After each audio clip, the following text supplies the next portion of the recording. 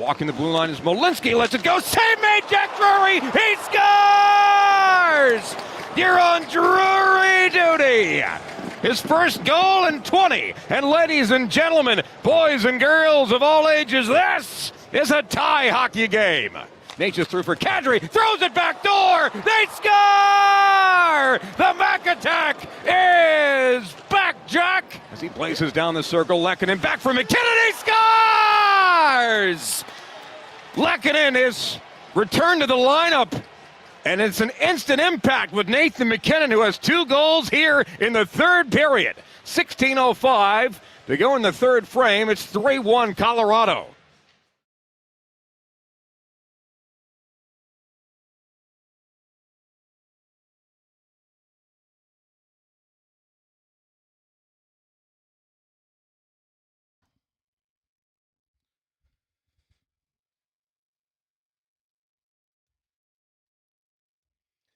Just so I have this straight, the Avs went to Winnipeg and scored goals.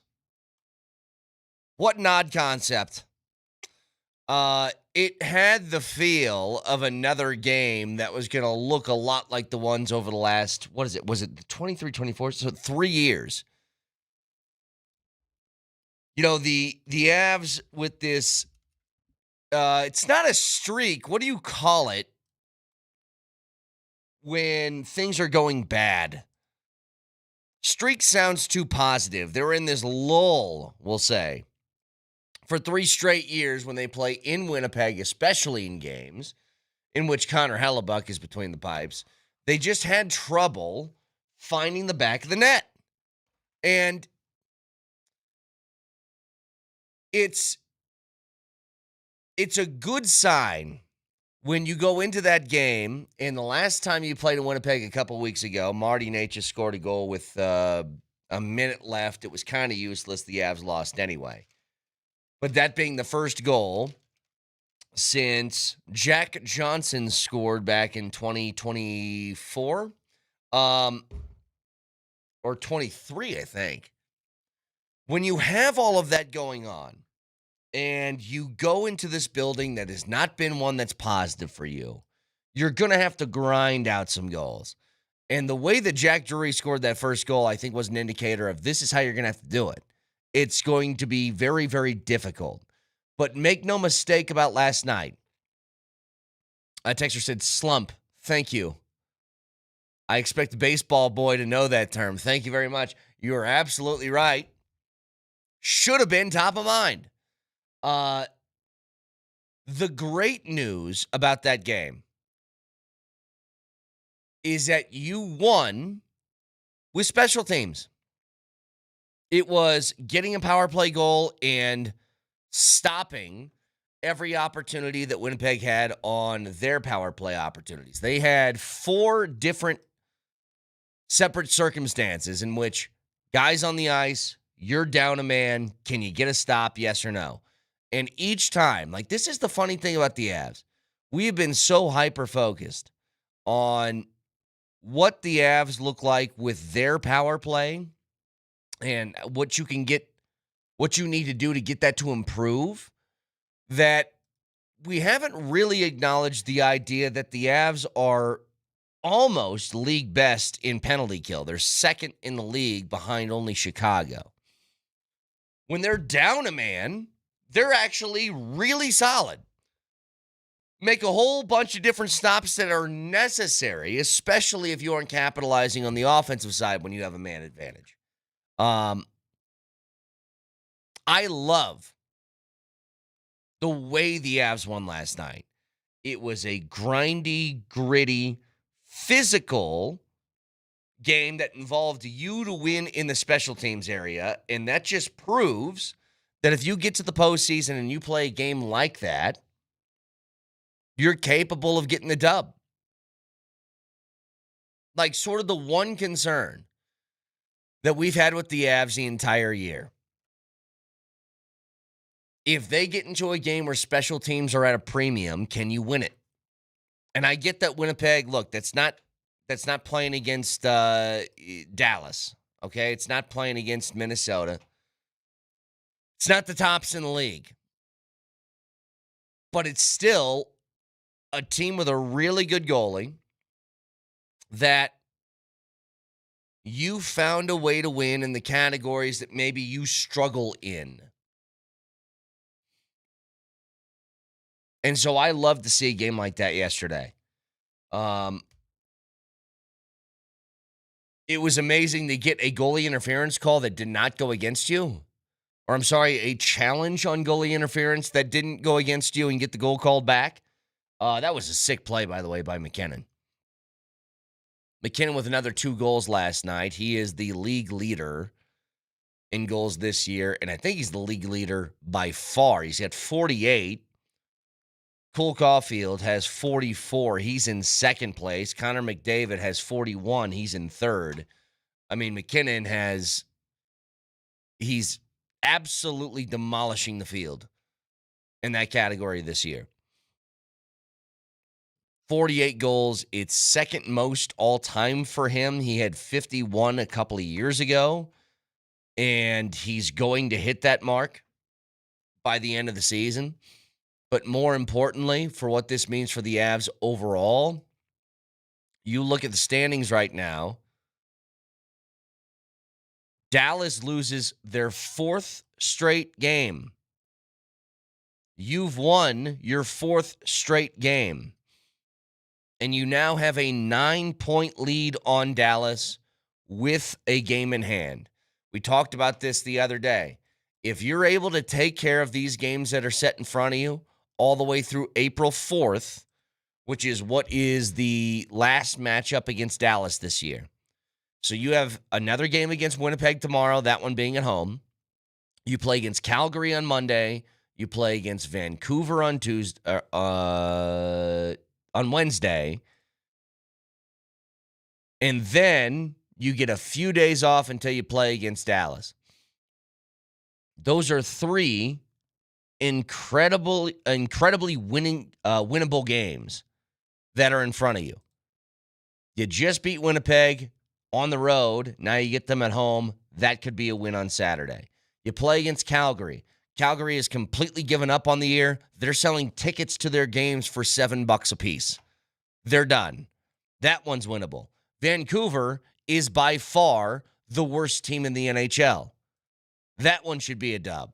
So you continue to stack these up, and then if you get a win against Dallas on next Saturday, you could have this thing so in hand that maybe not right after that game, but a few days after it, you can start thinking about guys who can get rest before the postseason starts. That's what we're talking about. Like, you have that opportunity in front of you. And I'm just so glad that after an entire year of you playing supremely high-level hockey, it looks like you're finally going to be comfortably rewarded with that at the end of the year. That you don't have this sort of chihuahua nipping at your heels all the way through the end of the season. Because Dallas, I mean, they went on that stretch where they could not lose. Just racking up dub after dub after dub. And we're like, when is this team going to go away? I mean, they lost the game that they lost to Colorado, that 5-4 shootout. That was their only loss from January 23rd to March 14th. Like, we're talking about almost 2 months of hockey, and that was the only time that they suffered a loss, and they still gained a point out of it. Well, after that, since March 16th, they've lost 5 of their last 6. And because the Avs have taken care of business, been professionals, you now have this lead that feels like it's damn near insurmountable. But that was a necessity. And it's good to see the way that you won last night. You guys know me. I'm about style points because I think the way that you win and the way that you behave in wins is an easy indicator of how you can project things moving forward. In the case of last night, over the last, well, really the entire time the Avs have been competing for Stanley Cups here, 5-6 years, There's been a criticism of not being physical enough. I don't think that the Avs have that problem anymore. I think they have physical, they play physically enough for the style that they want to play, which is quick and fast. They have guys that are willing to mix it up. The best example of that is I don't know when this gets to the point of people stop trying Josh Manson, but if you try and do something to Josh Manson, you're going to end up with 4 knuckles planted in the side of your face. Hey, come on, man. And it was one of those, like, it felt like, I don't know if you felt the same way, Nelly, one of those fights where nobody's really getting a clean shot. They're probably going to fall to the ice, and it's going to be like, okay, it's a fight, but nothing really happened. And then Manson, last throw, just plants one on him. By the way, do we have the call of either McGahee or Moser doing that? Because I always love a good fight call between one of those two guys, especially with Josh Manson. But, man, here's the thing. Manson's a monster. He plants one in the jaw, but he gets the penalty. I mean, he was called for a charge. And look, I think it was a charge. I was doing the dual screen last night. But he absolutely paced the dudes against the boards first, and then guy pops up and he's like, you want more? Okay, how about you take one of these? Here's McGahee on the call. Rosen has it knocked aside by Valnichushkin, got lost in his skates. Hit thrown by Josh Manson. It's the number 42 train. They're going to call a penalty on Josh Manson. Oh, he's going to go with Barron. Right by Manson. Right by Manson. Left by Manson. Right by Manson. Barron can't get one in yet. He's holding Manson. Right by Manson. Manson's helmet is off. Left by Barron, right by Manson. Oh, he connected on a good one. Haymaker by Manson, right by Manson, right by Barron, right by Manson. Oh, he connected good. Down goes Barron. I love a good fight call between McGahee and Moser. Because all you hear, right by Manson, left by Manson, right by Manson. And look, Manson's here to swing, okay? 5 minutes each for chucking nuts. Texture says, while both Woods have been playing well, Wedgwood has risen above, yet we always end up giving the one big salary to the guy who gets the nod. Well, look, I think at the time when they gave that contract to Mackenzie Blackwood was your best goalie. And then Wedgwood, to his credit, has played really well. And I've said this for a long time. I believe that Scott Wedgwood's your number one heading into the postseason. But you can have, if he has a bad game, I don't think anybody would have any issue with going to Blackwood. It's one of those distinct advantages that you have over a lot of other teams in the league. It's one of the reasons why Scott Wedgwood, who's probably been the best goalie in all of hockey this year, is not going to get any love for a Vezina trophy is because he didn't play enough minutes.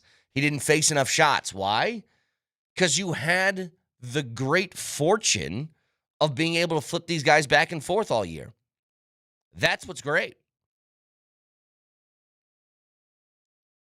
So it was an interference call, by the way, with Manson. I was going to say, I haven't seen a charge in years. 303-504-0925. Shop Mazda text line. One price, one person, 1 hour. A new era of pro sports is here. Denver Summit FC, Colorado's first major professional women's team, kicks off tomorrow at Empower Field at Mile High. Get tickets now at denversummitfc.com. If you want to win a 4-pack, text SUMMIT. That's SUMMIT. To 303-504-0925. Now, Denver Summit SFC, be part of history. So, something else that's big for me today, it's opening day for the Rocks. It's their first game. You'd like that, wouldn't you? So I got some thoughts on that, along with the Avs and Nuggets, what needs to take place over the weekend. We'll get to it next.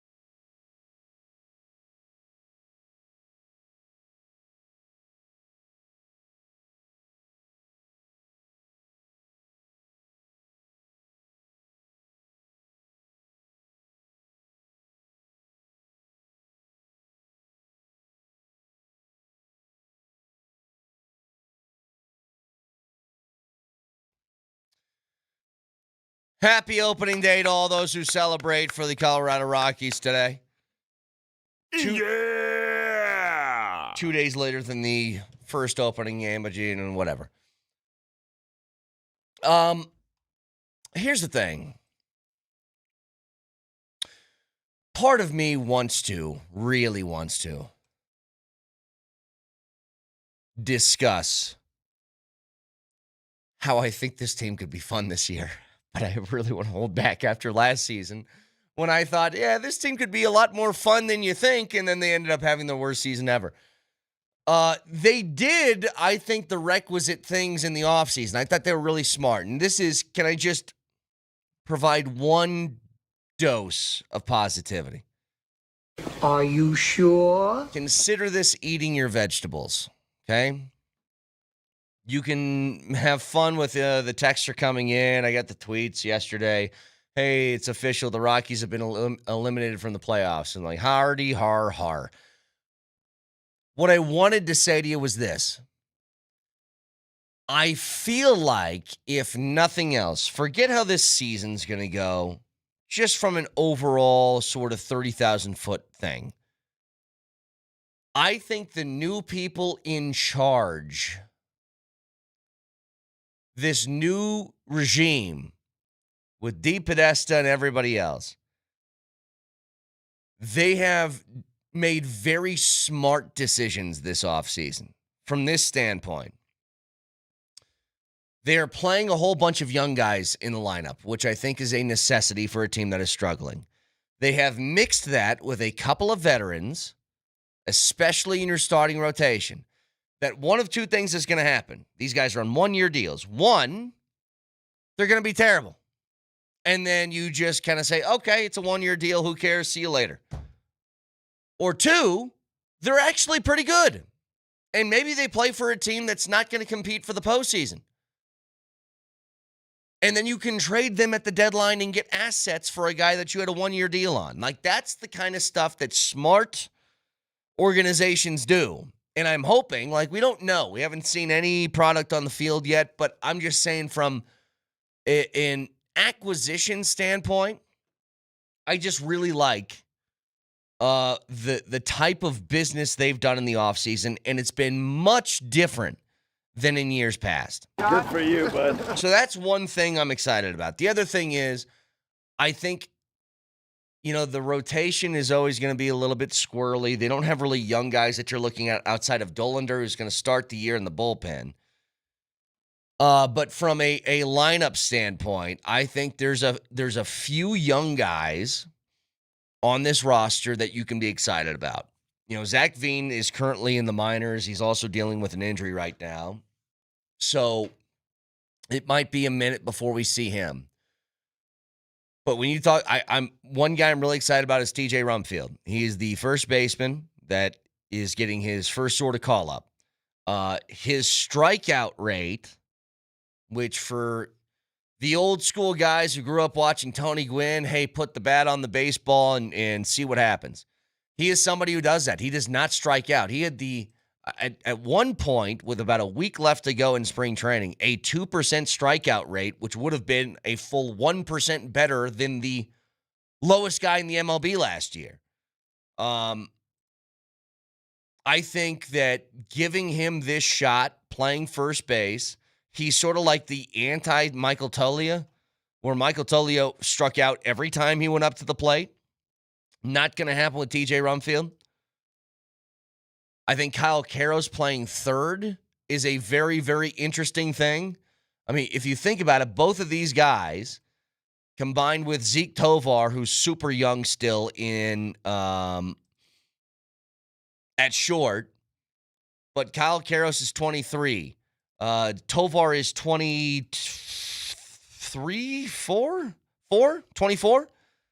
TJ Rumfield is 25. Like, you have, if these guys work, which Tovar already has, I'm very excited about Kyle Caros. And then TJ Rumfield, who we don't know. We'll see how he handles major league pitching. You have three really young guys that are in your infield that could be mainstays moving forward. So I'm just excited. Look, I have no expectation. If there's one goal I have for the Rocks, it's that you don't lose 100 games and you see improvement as the year goes on. That's my goal. Is that as the year continues, the team gets better. That sort of thing. Now, if there's any good sort of news for who they're playing today, it's Miami. Miami ain't supposed to be anything either. So maybe you can start off the season with the series win. Who knows? Yeah, this game is going to be what happens when a stoppable force meets a movable object, man. Pretty much. Whenever you get two bad teams playing, I love how the score is either going to be 1-0 or 15-16. There's not going to be anything in between. So I don't even know what your read is on this, Nelly. Are you excited for the Rockies being back? Or are you like, ugh? Are you Moser about it? So here's what always happens with me and the Rockies every year. In the offseason, I just have a bad taste in my mouth, and I'm over here like, cool, we got a Monfort Nepo baby and the guy behind the Deshaun Watson contract running the show. So, yeah, we're going to have a great season, boys. Then, in April, the Rockies are going to win a few games, and they're going to reel me in, and I'm going to go, you know what? I was an idiot. We got this. And they're going to get me hook, line, and sinker through like April and May. And then in June, they're going to fall flat on their face and lose me again. That's what happens every year. So right now, I am in the cynicism stage where I don't have any faith in them. And then they're about you start the year pissed, and then it's like they win a few games, and that changes you for about a week. Yes. And then you go right back to pissed again. Usually I'm with them until about the June swoon. That's when they start to lose me. So we're about to get a good 2 months coming up here. I will say, and totally get where you're coming from. But I will say to the Monfort Nepo baby accusation, along with the guy who signed Deshaun Watson to the contract, I'd say two things. Number one, the new Monfort has already done things entirely differently and more intelligently than what the old Monfort has done. And I talked to people that are within that organization that when this switch was made, they said to me, look, I don't know if this is going to be better, but I have way more hopes at the moment for it.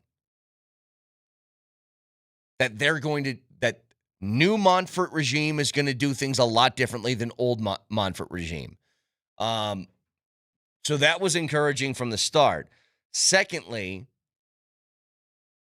Podesta and everybody kind of throws that at him. I don't know if he was the only one solely responsible for the Deshaun Watson contract or whatever. Point is, maybe football's just not his bag. Maybe his big analytic brain didn't fit the NFL, it fits the MLB. Perhaps. But, Brett, most importantly, though, I hate when people actually have faith in the Rockies and then people get mad at them for believing. Like when you try to believe and Vic and Moj get mad at you for believing, or DMac believes and then Scotty shoots him down, because that's the beauty of sports. Well, it's that. It's just hope springs eternal. Why not believe that things might change this year? Why not have some blind faith? But I want to be clear on something. I don't have belief that this team is going to make the postseason. I don't have some sort of blind faith that they're going to be good this year. I'm hoping what everybody should do when they have a bad team and a bad franchise, incremental improvement where you can see how the team is going to get to another level. So, like, if you have a really bad football team and they're 2-14, maybe the next year you hope they go 7-10. And then the year after that, they go 9-8 or 10-7. In the year after that, they get up to like 12 wins and win a division. Like, that's what you're hoping for. The Rockies aren't going to be competitive for a playoff spot this year, but can they prove they're on the right track? That's all you want to see. Like, the overall record to me, and look, that's going to indicate if they're on the right track or not. That's why I said if they can win 65 to 70 games, and I think 70, if they can get to 70, that would be massive because it would prove that things are heading in the right direction. So that's all. I don't have any grand expectations for the Rocks this year. I just want to see some steady improvement, and I want to see the arrow pointing up by the time the year is done. Now, I have my own questions about how they get there, especially with a rotation that I don't necessarily believe in all that much. It would take a lot of heavy lifting from the new guys like Sugano and Quintana and Michael Lorenzen. Kyle Freeland's getting the start today. Said it forever. I love Kyle Freeland. I don't know when this experiment comes to an end, though. Kevin Freeland? Because at some point, Kyle Freeland's got to put together some numbers, and that hasn't happened since like 2018. So I'm waiting for that. But we'll see. I'm excited today. Baseball's back. If nothing else, it's something you can throw on in the background while you're piddling around your phone at 7:30 at night during the summer. Now, the NCAA tournament yesterday was awesome. Couple of really, really good games. I can't believe the way that the Iowa-Nebraska game ended. Now, Nebraska in Iowa was basically a 3-point contest between the two teams, especially early. But they were raining down threes. End of game, a minute left, timeout. Iowa up 3, they're taking the ball off the baseline. Going full court. Nebraska comes out of the timeout with 4 guys on the floor. Iowa hits the deep ball pass from the baseline, looking something like Jokic, for an easy layup, and the game essentially ends there. Fred Hoiberg's a great coach. I have no idea how that happens in that moment. Don't start counting. Can you count to 5? No, don't start counting. 1, 2, 3, 4, 5. That's all you had to count to. That's how they lost. And I was watching with a woman who loves her Huskers. And it just feels like for Husker athletics, especially on the football and basketball side, it was the absolute perfect example of what's been wrong with them forever. They feel like they play good until they do something really stupid at the end, and that's how they lose. But it's a credit to Iowa. 9 seed now moves on to the Elite 8. You get a game winner from Purdue yesterday, right at the buzzer, throwing up an offensive rebound putback. Texas giving everybody a run for their money in a season where they went 21-15, only 6 games above 500. But Purdue finds a way to gut that one out. Houston they couldn't make a bucket up until like the final 8 minutes, and by that time it was too late. Illinois takes care of them 65-55. And then Arizona, who I think is the best team in college basketball, just lays a whooping on Arkansas. They finished with 109 points yesterday. They shot 64% from the floor and 63% from 3. Now, they only took 8 threes in that game, but still, those numbers pretty unheard of in college basketball. They're an absolute force on the offensive side, but a handful of really, really good and entertaining games yesterday in college hoops. And again, when you essentially put Iowa on a power play with a minute left in the game and you're down 3, you're going to have some questions to answer about that. The problem is, so Fred Hoiberg's been there for like 7 years. And let me ask you something, Ellie. A coach who's been tenured at a Power 5 program for 7 years, whose record is now 3 games under 500 in those 7 years, but did provide the only 2 tournament wins in school history, is not getting fired. Don't count. But it is a very, how would I put it?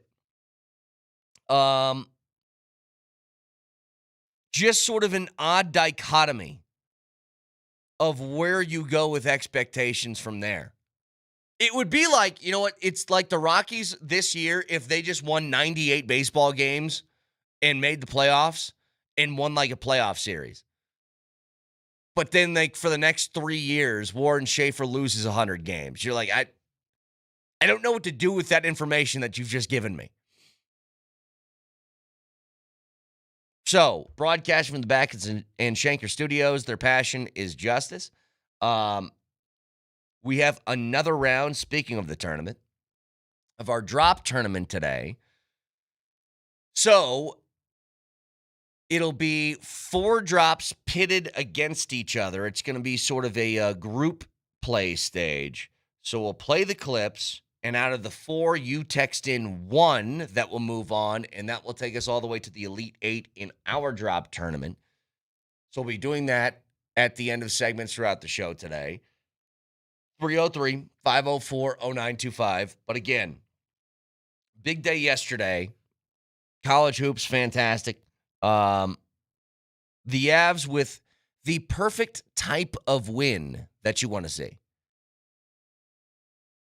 It was a physical, gritty, grimy game that in years past has not suited the Avs very well. You're going to have to get in front of the net. You're going to have to get deflections. You're going to have to work and work and work to somehow beat Hellebuck.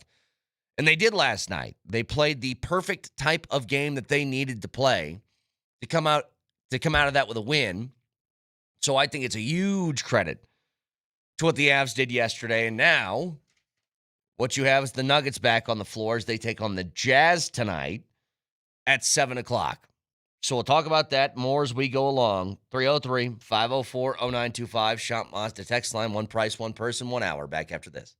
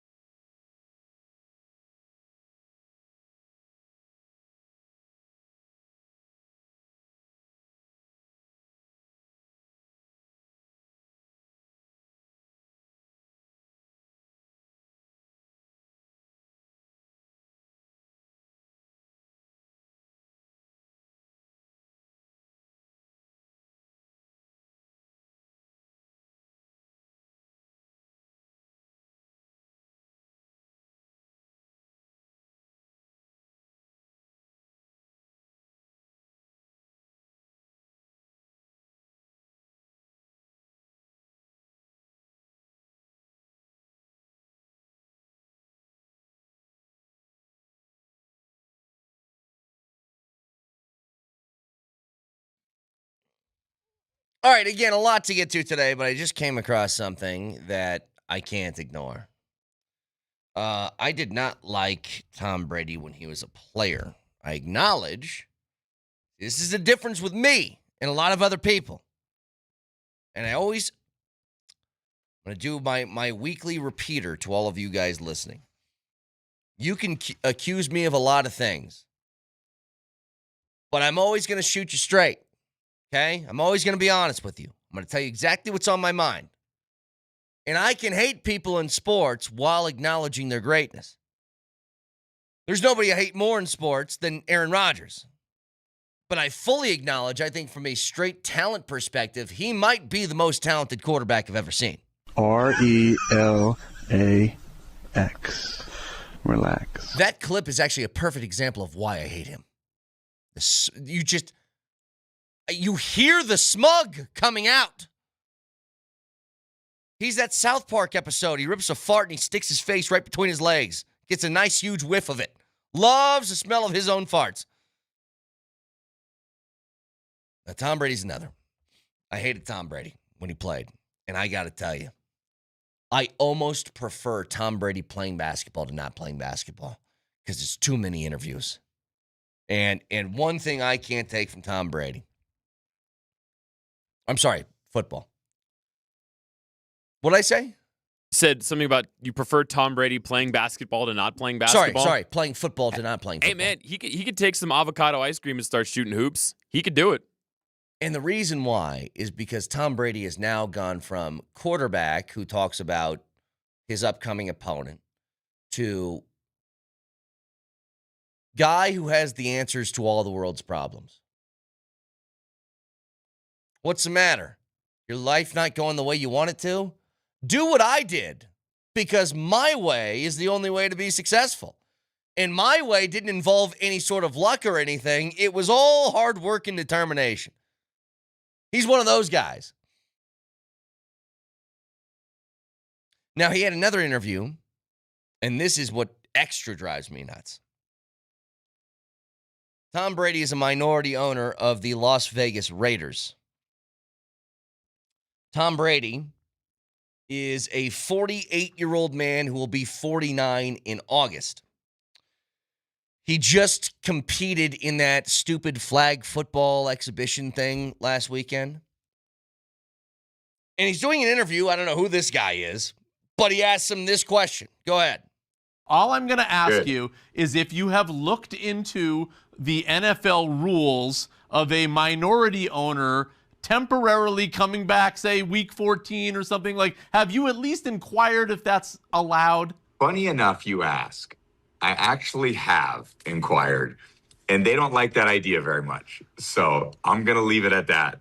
We explored a lot of different things, and I'm very happily retired. Let me just say that too. So I loved being out there playing in the flag game. I love not getting hit. I've got a lot of really fun things I'm involved in. And it's never going to be old, and get old throwing passes to incredible athletes on the football field. But if anything, that game reconfirmed to me that I'm very happy in my retirement. I'm going to tell you something right now. The fact that Tom Brady even inquired to the NFL about this is so peak Tom Brady. And you can tell me, Brett, you're just being a hater. So what? I'm allowed to. I got this microphone in front of me. I never said everything I said was right. I said it's how I feel. Here's how I feel about Tom Brady. Anything this guy can do to get people to reaffirm him, he will do. Texter said he's like a walking TED Talk. Thank you. Now, as producer, Nelly, you are sort of the moral arbiter of this show. You tell people when they're being ridiculous. Do I sound like a hater who's just being off his rocker? Or is this a legitimate gripe that I'm bringing to the masses that we can all get out our pitchforks and torches and start to say, Tom Brady, I've had enough. I've had enough of you. I think there's something in the middle. Yeah, you sound like a bitter, scorned hater. Sure. But also, yeah, people are getting a little sick of Tom. He's hawking pizza he doesn't eat. He's talking about returning to the NFL while being a minority owner. Like, it's fine, Tom. You're already the greatest. You don't have to add anything else to your resume. You're fine. This is one of the, again, it's like, God, who's an example? Aaron Rodgers is the perfect example. You know what Aaron Rodgers hasn't done yet? We're at March 27th. You know what he hasn't done, Nelly? Told the Steelers if he's playing quarterback for them this year. So he's doing this thing. Yeah, I don't know. I got to consider my future, and we'll see. The same thing he's done for 5 straight years. You know, Brett Favre did the same thing. It's like, how about this? How about you just tell them, I am not going to go through OTAs. I'll show up in training camp. That's what you're trying to do. And if they like that, then they'll be fine with it. If not, then whatever. But it's constantly about like, well, do you want me to come back and play? I hate it. You guys know the people we're talking about here. They want you to affirm them. And so they say things, they ask questions like, like in golf, this happens. Guy hits a good shot. It's like, yeah, it's 3 feet right of the pin, but I just, I was looking to draw it a little bit more. And then they want you to say, dude, but it was a great shot. Like, they want you to do that. I hate when people are about that stuff. I hate it. Like, I know you're fishing for a compliment. Anyway, I saw that. I couldn't not talk about that because anytime I see Tom Brady now, there is some sort of like, it's a, what do you call it? It's a trigger. It's a trigger for me. Anytime I see it. You want to be successful, do everything the way I did it. Cool. By the way. Cool, Carl. We talked about, and make of this what you will. We'll get the audio later, but I saw this yesterday. It's been a weird offseason for CU. That's, speaking of the subject, that's another kind of one of those examples. Prime is one of those guys that it was a little bit different last year, but certainly when he first got here. Would not hear criticism because he had all the answers and you just didn't know enough, that sort of thing. So even when things looked bad, you don't know the full story, so you can't comment on it. And that's also one of those things I kind of roll my eyes at. It's, there's evidence that's put in front of you on Saturdays that shows X, Y, and Z isn't going well. But it's been a weird offseason of coaches leaving at odd times in the calendar. Players who did leave, and it depends on your perspective. Is this them taking a shot at their old team, or is this them propping up their new team? And we had this with Ryan Staub, backup quarterback at CU, who's now at Tennessee. He said, in the first 3 weeks of spring camp, I learned more about being a quarterback than my time in years as a college football player. So I chose to believe, that was more about him propping up his new place than taking a shot at his old place. But then Jordan Seaton, who has dropped 30 pounds this offseason after going through this workout program at LSU, he had a press conference yesterday. He talked about his decision to leave Colorado, and he said this. When I left Colorado, I feel like I was at a good point, but I feel like coming here, the transition from how I eat to how we work out here, is just kind of different. My decision to come here was just based off, it just means more, Coach uses that quote, it's just different here, and I really believe that. Being here is really just different from how we train to how we work, and the word extra around here. Everybody, we're big on extra, because just doing what's required is not enough. When it comes to work, that's what this place is about. Like, you don't come here to do nothing else but work. Okay, so he drops the SEC promo in there. It just means more. Okay, fine. It's been something, though, that's been a common theme from what I've heard, is that there's a different level of effort, I want to say, that goes into it. And again, I keep asking this question. We're up against a break now, but I keep asking this question about CU. And it's, what do you expect of them this year? There has to be concrete expectation. And it can't be a bowl game. We're in year 4. It's got to be more than that. So I guess we can jump back to this a little bit later. But it is interesting that so many different guys who leave and coaches who leave have some sort of comment about what happened back there. You can watch the show live on Twitch. Twitch.tv, search Altitude SR in the search bar, the Altitude TV simulcast, and that is the Safeway Twitch feed. Nuggets fans, blood donations are needed every day to help patients in Colorado. Join Vitalant and the Nuggets to save lives this March. Schedule your donation at vitalant.org/Denver Nuggets or any Vitalant donation center during the month of March. You could win an autographed Nuggets jersey, so go to vitalant.org/Denver Nuggets for more info. Moser, Lombardi, and Kane next.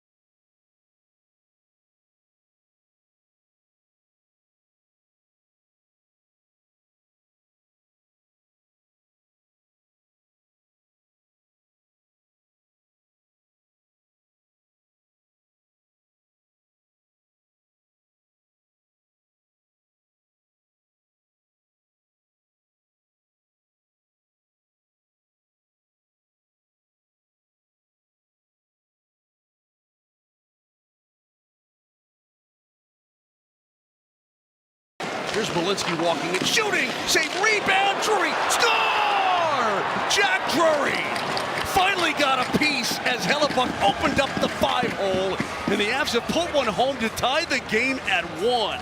Near side, Kettery in front, score! Nathan McKinnon. It went off his skate and late on the goal line. He bangs it home for his 47th of the year. It's a power play goal. McKinnon turns it right back in. Lehkonen walks in for McKinnon. Score! Nathan McKinnon. A deft little redirect to the back of the net, his second of the game. 48 goals on the season, and the Avs have a 3-1 lead. What a terrific give and go. Josh Manson, we're going to have a fight. Manson and Barron. Manson reigning rights already. Back in the trapezoid. Barron tried to get a right in. Manson cut him off. There goes the lid of Manson. Barron can't get his arm free. There's a right by Manson. Another right by Manson. Another right by Manson. Another right by Manson. Oh, and he knocked him down. He might have knocked him out. Oh, my goodness. Josh Manson with the jaw shot at the end, and Barron appears to be okay. Thank goodness. When are people going to learn you don't square up with Josh Manson? Oh, man. You just don't do it. That right hit him so flush. Well, I got to tell you, like, when I was watching it initially, Moj, it looked like one of those, nobody's really going to land anything clean. They're going to fall to the ice, and it's going to be like, all right, it was a fight, but not really. And then that last one, you're like, oh, okay, we got one. Hey, bang! Come on, man. Bang! Let me tell you, man. Morgan Barron is now in concussion protocol. Is he really? That's the brother of the former Travis Avs. Barron. Yeah. So he got him so good that he was partially out by the time he hit the ice. I'm convinced of it. And when he got up, I'm like, thank goodness, right? You heard me say that. Well, you said something like, I don't think he knows where he is right now, didn't you? Yeah, well, he didn't. Yeah. Did you? I mean, it's that baby deer thing going on. Yep. You know what I mean? It's that, whoa, and he's trying to figure out where to go, and he's, you know, it's that look in the eye, and it's that gate that's kind of like, woo, space, that space gate. Moj, you called a game in Winnipeg, Canada, and now you're here. Yeah, I got into the house about 2:05, 2:10 in the morning. Yep. How you feel? Like luggage. Concussed? Yeah, I feel like How do you feel about this? Call me Samsonite. About a week ago, we were wondering what's going to happen. They're only 3 points ahead of Dallas. Oh, my God. Well, and now... it was 1 point after they lost. It was 3. It was 3. Oh, was it 3? It was 3. 3 points, and everybody's wondering, oh, my God.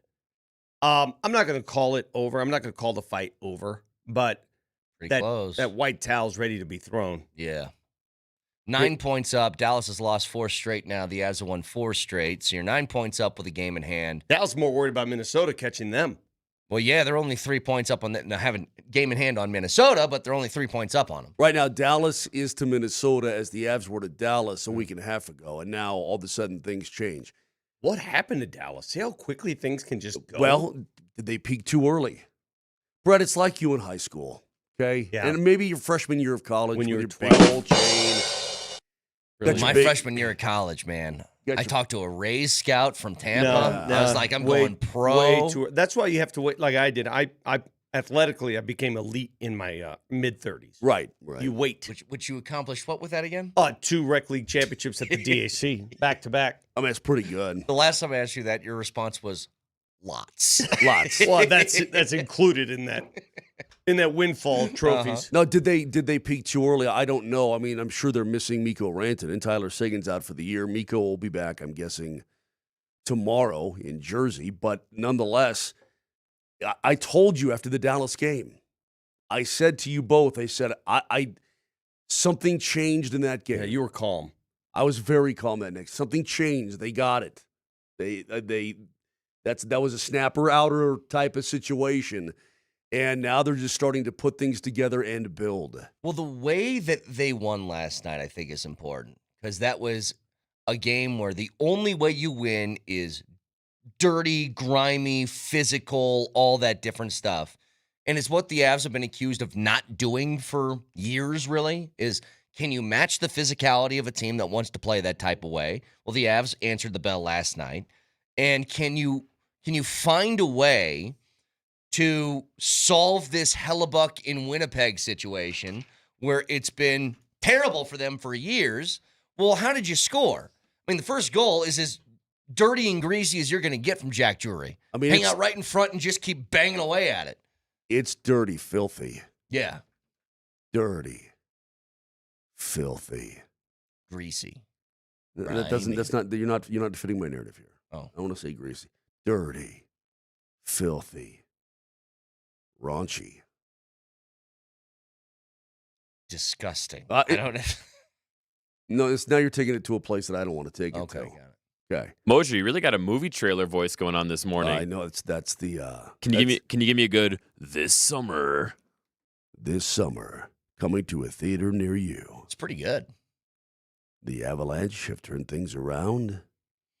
The fan base is not panicky anymore as Dallas is deep in the rearview mirror. I know there is such a overwhelmingly sense of calm about the Avs now that did not exist a week and a half ago. Well, how about our Troy Lehkonen back in the lineup and Vic? He throws a pass to the front of the net about 2.5 feet off the ice for the perfect redirect.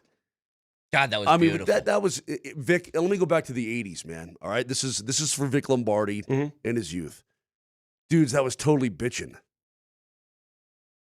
That was rad, dude. It's totally bitching. I don't think anybody says that. People say bitching. That was totally bitching, Right, dude. That's enough. I was never That's allowed a lot to curse. Of those. Oh, really? Miss Velociraptor would hit him. Sister Mary Elephant with the back of her hand. We weren't allowed to use curse words. On the playground? Anywhere. Anywhere. Got kicked out of art class for 1 week. For cursing. Really? Yeah. Wow. Rebel. Here's the other thing that's really important from last night. So they won a game that was dirty. They also won that game with special teams. Their PK holds, especially at the end of the game, Winnipeg to 0 for 4 on the power play. Oh my God, Brock Nelson right out of the cage. Yeah, gets a gift on his stick. He had too much time, I think. That's he had one too of much those time. Wide open threes where you're looking around going, "Is someone going to let me shoot this?" Yeah, you're right. He was just thinking about it too much. He looked over his shoulder and goes, "Oh my God, there ain't nobody here.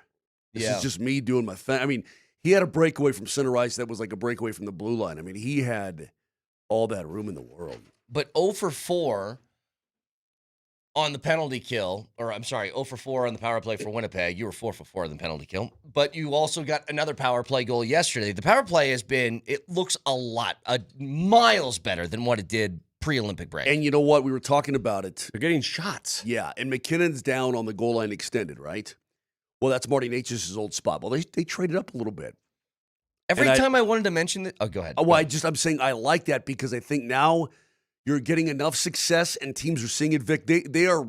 I can tell teams are watching the film though. I can tell that they are studying what the Avs are doing by how they're behaving.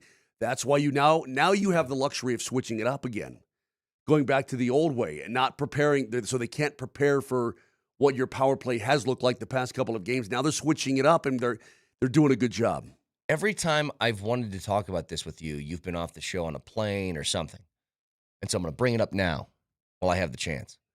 Because you laughed at me. You mocked me. You mock me. You mocked me. You mock me. When I watched the Olympics and I said, dude, check you when they go on the power play, Marty Natchez kind of parks himself in the spot that McKinnon's usually on. And he's really good at that. Yeah. And I said, do you think the Avs think about maybe giving him a shot over there? And you mocked me. You said, what, is Nathan McKinnon not good at it? And I go, well, it's just, try something different. They tried it different. It's working. Nelly, I can't, when you say mock me. You mocked me. There was a skit with John Malkovich at Saturday Night Live back in the day. I'm John Malkovich. Yeah, but he played like this lord. You mock me, you mock me. John, it was, if you could find it, Steven, I don't know. I thought you were going to go My Cousin Vinny. Are you mocking me with this attire? No, Judge, I'm not mocking you. See if you can find that Malkovich and You Mock Me. Point is, you mocked me when I said that, and they ended up doing it. They did. Listen, you would think that, okay. Hockey Brett. Vic, if there's something that Nate loves to do, but Nate just loves to do it too, you'd think, okay, well, maybe. Can you share? Well, it's going to come at the expense of Nate with what Marty wants to do. Oh, no. Nathan McKinnon leads the league in goals at 48.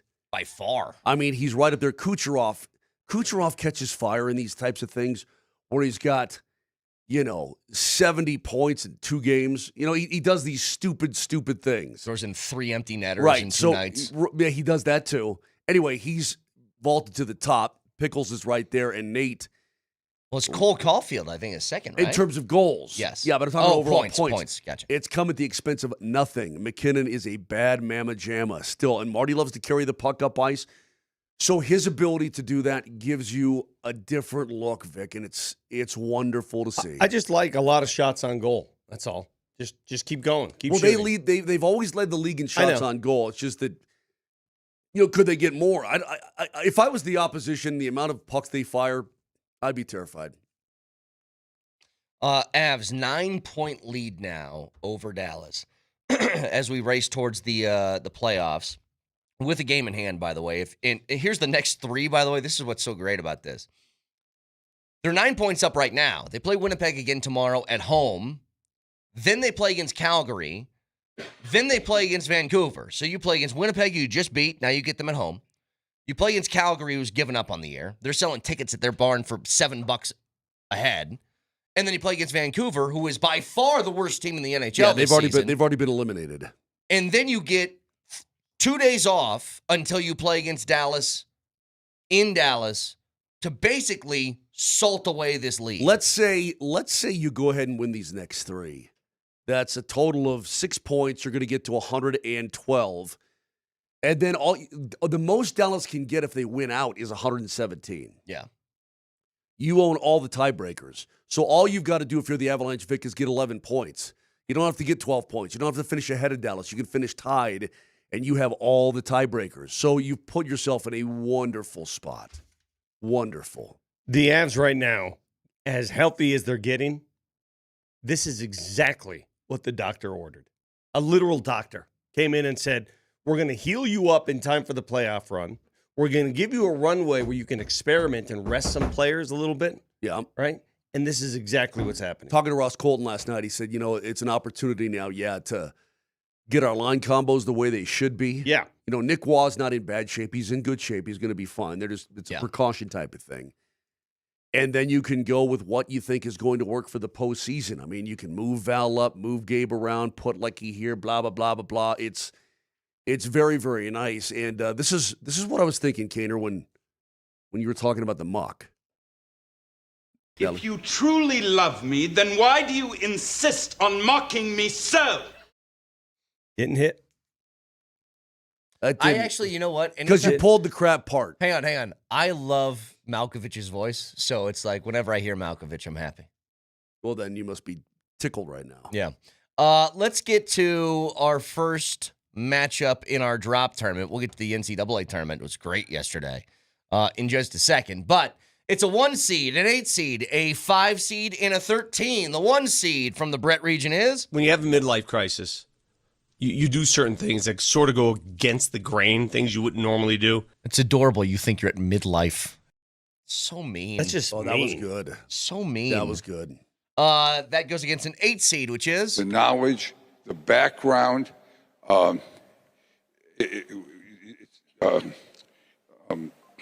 Jeff.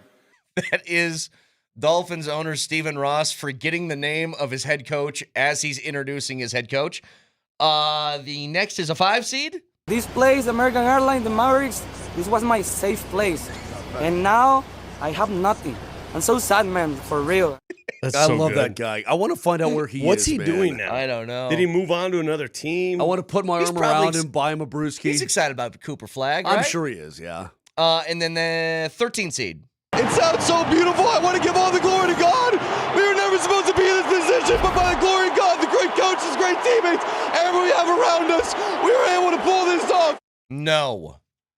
So if you want the 1 seed to move on, you text midlife. It's adorable. You think you're at midlife. If you want the 8 seed to move on, you text Jeff. Jeff.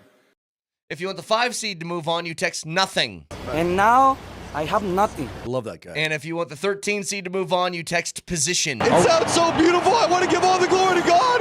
We were never supposed to be in this position. So there Are you we go. sure that nobody has ever introduced Fernando Mendoza to Femke Bowl. Are we sure about that? They could be good Maybe. mates. Well, he said he's too focused on football. He doesn't have time for a girlfriend. So maybe you got to hook that up. Well, Somebody's got to play there's matchmaker. There's going to come a time when he does have time for a girlfriend, and there's a certain world-class Olympic gold medal sprinter out there who's just like him. Oh, we just want to run around the track. I just want to make sure that I went fast enough. All right, 303-504-0925. Get the NCAA tournament next. It sounds so beautiful. I want to give all the glory to God. Oh, it was amazing. I mean, it was such a strong race.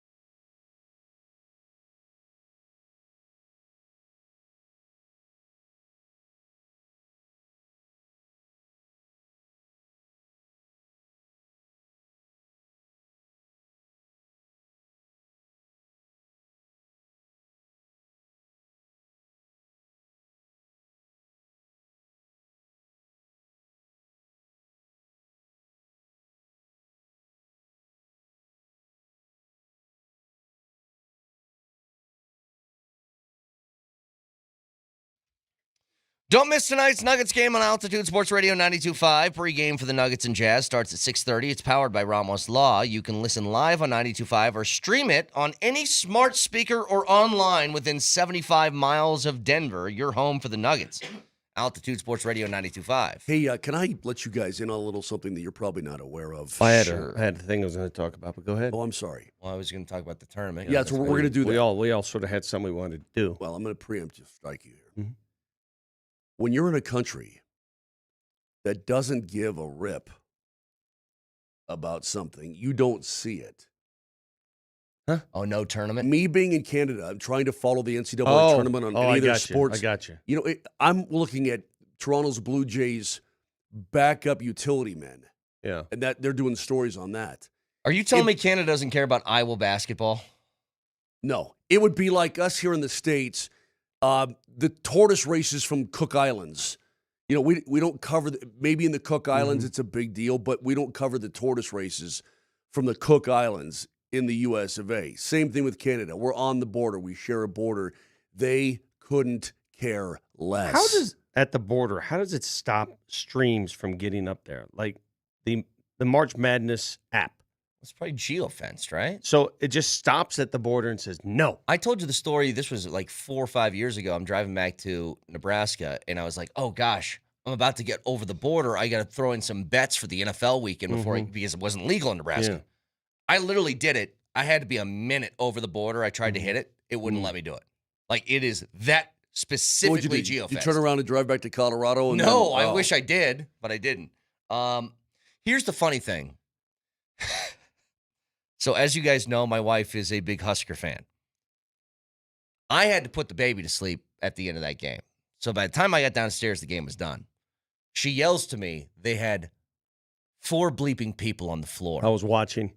There's a minute left in the game. They're down 3. Don't start counting. They've already blown a lead. They were up 6 just recently before They were well in control of the game before Iowa goes on a 9-0 run. And they're down 3 with a minute left. Iowa has the ball at the baseline. They're going full court. And they just throw this lob pass to a guy who's wide open down the court. And it's because 4 guys were on the floor for Nebraska coming out of a timeout. Wow. Out of a timeout. It's one thing if it just happens substitution-wise, somebody gets confused. You're coming out of a timeout. You're setting your defense. Yeah. You're talking to your team saying, all right, boys, here's what we're going to do. When you get the ball back, here's what you're going to do. Somebody, what Fred Hoiberg said something. It's on your board. Yeah, I got it. What'd he say? The 4 men on the court on that final inbound. There's some confusion online about if that's the rules. You're supposed to have 5 guys on the court. Were the officials supposed to hold the ball before the ball was put in play? That's a good question, Rob, and I've never been in a situation like that. I know they always count to make sure there's not 6. I don't know the rule on that with 4. But, yeah, I mean, again, it was a miscommunication, and, unfortunately it happened. But, that, as far as the rule, I've never been a part of anything like that. So Don't start counting. Wait, what? Now, what? So that was the first part, I think, was a reporter asking the question, do the refs hold the ball until there's 5 guys on the floor? That's not their job. Well, they will do that if you have 6. That's the point. And I guess if you have less than 5, they're like, that's your ball problem. In, yeah. Which I agree with, by the way. If you're dumb enough to only have 4 guys on the floor, it's not the ref's responsibility to fix that for you. That game was crazy. There were 2 crazy games yesterday. Purdue, Texas, crazy. Yeah. That one, crazy. The Arizona game, blowout. And Houston couldn't score. Illinois is good. Illinois is good. The halftime score of that Houston-Illinois game was 24-22. I'm like, what is this? Well, Houston only had like 26 with, 11 minutes left or crazy. something? Then they started to go on a run, but it was too late. I've got Illinois. Good pick. In our Good team. I don't know how to get back and check my standings. One team to watch. They're the United Nations team. They got guys from everywhere. Texter says, at the high school level, as a high school official, we will shout to the bench once, and that's all you get. We will say, hey, Red, you got 4. If you don't hear us, we give you about a 5 count. If you don't hear us, we go. Interesting. Well, somebody messed up. We're at that point, though, where it looks as if when I'm watching a college game, the players look older than NBA teams. Some of them do. I'm serious. Yeah. I'm like, oh, okay, this is a very experienced, grizzled group here. Tell you what, Nebraska and Iowa, both those teams, they could shoot. Yeah. won 3 They could after really enough. shoot. That dude for Nebraska that's got the quick release. Oh my God. I mean, so I never watched him up until the tournament started. I don't know who that kid. I don't even know his name, but it's literally like he does not waste exactly like he's allergic to the ball. Yeah, exactly. It's hot. I wish, I feel bad. I can't contribute anything. Well, then you just sit there and just listen. But who's Burke Bjagtunzel? Huh? Burke Bjagtunzel. Bjagtunzel for Nebraska. Burke Bjagtunzel. Is he one of the 3-point dudes? Yeah, he's got one of those D'Artagnan type mustaches and a little goat. That guy. No, he's not one of the 3-point dudes. Oh, okay. No, who we were talking about was, I think it was Frager. Yes. And the other one, that lefty for Sanford. Yeah, he's got the Who's corner the other three guy to that was cut it knocking to down threes The like Frager's crazy. unreal. Iowa, man, they got that kid from Spain. Yeah. Who's a baller. I'm telling you, man, those games last night were tremendous. Oh, dude, he's from Fantastic. Malaga. Huh? He's from Malaga. I was just in don't Malaga. know what you're talking about. Spain, bro. Spain. Okay, how do you want me to know the answers to your questions? I'm just saying he's from... Büyük Tuncel. My man. What? He's just from where I was. That's pretty cool. Play that again. What? Berke Büyük Tuncel. No chance I'm saying that right. He Wait, could tell that's me the that dude. 100 times. That's the Nebraska dude? Is that him, Nelly? Yes, this is on Nebraska's website. This is their pronunciation guide. Berke Büyük Tuncel. No chance. No, dude, that's not No his chance. name. His name's Burke Tunzel. Purdue Burke Bayek Tunzel. Purdue has that. I don't know how closely you watched the Purdue-Texas game. Purdue's got that white athletic point guard that looks like he's half Amish. Uh-huh. He's got the half Amish look. But man, he can jump. Dude, hey, you know what's funny? All I thought to myself was, because Hoiberg's kid plays for Nebraska. Hoiberg's kid looks like somebody you'd create in a video game. Headband, wristbands, like all that different. He was this tall compared to everybody else. Sort of spastic. Yeah, exactly. But no, you're right. Those are great games. Purdue squeaks by at the very end. Offensive rebound, tip in. They win by 2. I don't know how anybody's going to beat Arizona because that's a pretty good Arkansas team, and they just toyed with them.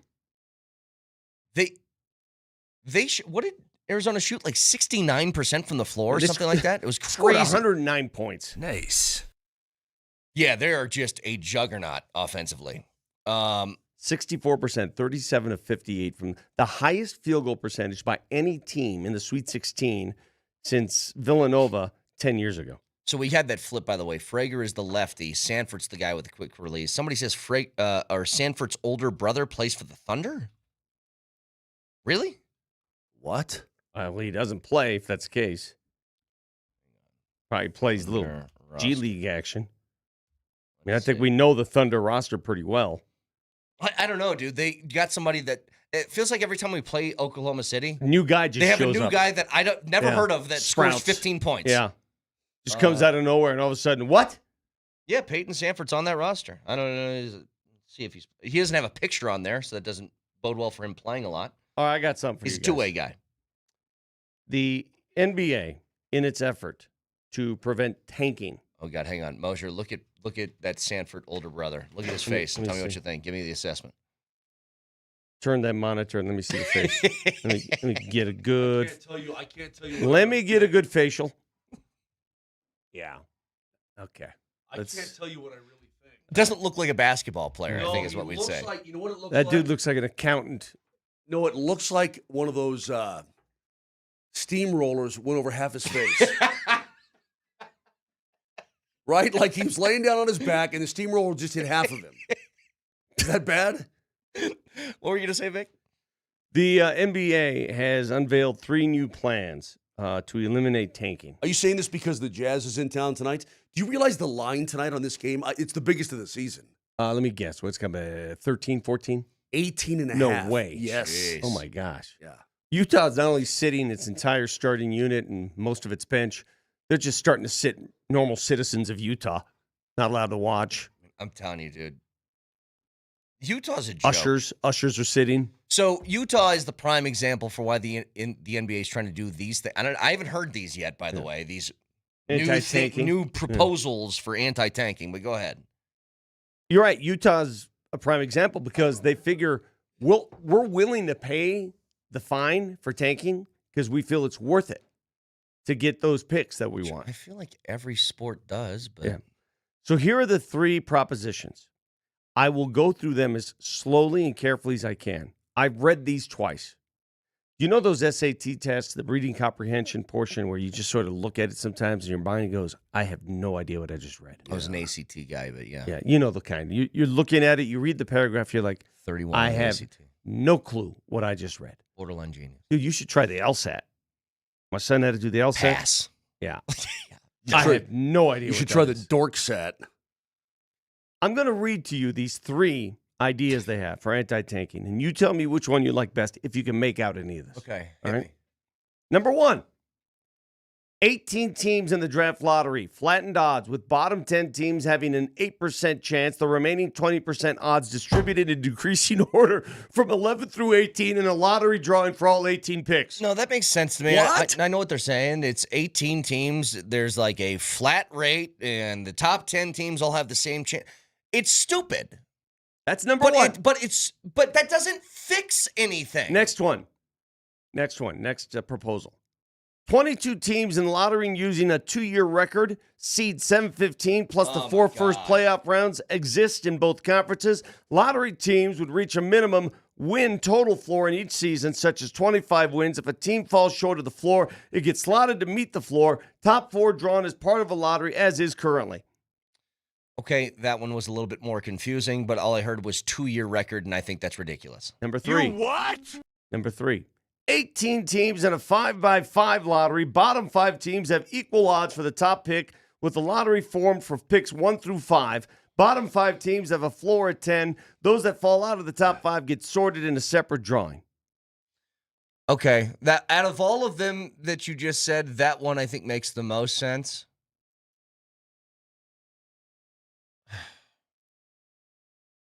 I just ask this question again, and maybe I'm stupid.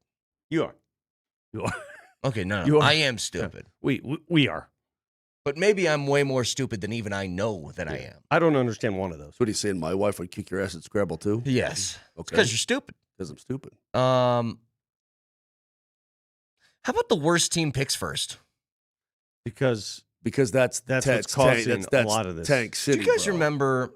That's why people are bro. sitting. That's Tank City. That's bro. why They have a lottery right now. Well, yeah, but the top Okay, picks can I in ask the you NBA something? because the fewest players affect the game the most. Do you remember when you can't do it? Do you remember when Lovie Smith was the head coach of the Houston Texans? Yeah. Do you remember they entered the final week of the season and he stuck with the it to number Houston. 1 overall pick? Mm-hmm. And what did they do that final week? I think they won. They won. Yeah. And then he they got dropped fired. to the 2.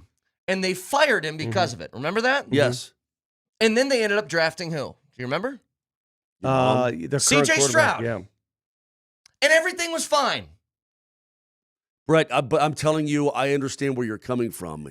For the NBA specifically, it's just not feasible because the impact that a top pick in the draft can have, it affects Would the make you not bad anymore. But it affects the NBA more than any other league because the fewest amount of players make the most difference. I'm telling you. I would disagree, and I would No, say if you could be in the baseball draft and take the number 1 pitching prospect available. No. What you said was it affects the NBA more than anybody. It does not affect the NBA more than anybody. If you are a bad football team and you get a really, really good quarterback with the first overall pick, that affects things. So many more players affect the game on the field rather than just that one guy. Yeah, it obviously really, really helps. But I mean, you get the number 1 pick and you draft LeBron. Here's the problem. You see what I'm saying? You get the number 1 pick in Wemby. Well, obviously you know that your fortunes are about to friggin' turn. All of these things that they're talking about with tanking doesn't address one thing. None of them have addressed the most key factor to fixing tanking, which is this. Mm-hmm. What's the incentivization? I don't know. What incentivizes these teams to win? None of this that has been proposed ever by anybody in the NBA fixes that problem. They're trying to get people to win and not lose. Bottom line what is the benefit of winning with any of these proposals that they just laid out? Bottom line is the lottery class this year is ripe with talent. Generational talent, they feel. These teams are willing to pay whatever price to get a hold of one of these players. Like Dallas got a hold of Cooper Flagg. The value of Cooper Flagg for Dallas. Define got a hold of. Well, given. They feel that having the rights to a player of look at the Nuggets and Joker. Joker, they lucked into that essentially, right? Big time. But think about what Nikola Jokic has done to the value of the Denver Nuggets. Hold on a second. Wait, I want you to close your eyes. Think of Denver over the last 10 years without Nikola Jokic. No. And the value and the gravity of what he brings to that franchise. But Vic, everybody knows that. Everybody knows that. Mm-hmm. Right now, they have a lottery system.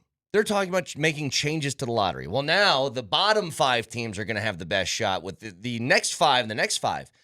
Again, here's the question. If your team is bad, how does that stop you from saying, well, I want to be in the bottom 5 of the lottery then? Okay. That doesn't fix anything. Everybody keeps sending in the PWHL rules. Let me describe the PWHL. That's the Women's Hockey League. Mm-hmm. This is their plan to eliminate tanking. Can you hang on to this for a second? Hang on to it. Yeah, because we're at the end of our segment. Just remember what you were about to say. Hang on to it. Describe it to me in a minute. Dude, I'm luggage. This may be all you get, but I'll try. Just hold on. Just write it down. Hold my hand. Hold my hand. No, I'm not. You're going to be okay. Seriously, hold his hand. You don't want to. You can write this down. Hell, record this. Here, hold my hand too. Here on this side. Your elbow. Hold my hand. Hold my hand here. You don't want to touch me. On your elbow, the end of your elbow is called your weenus. Let me hold your weenus. Hold them. All right, good. Remember what you're going to say. We'll get to it in just a second. Okay? Back after this.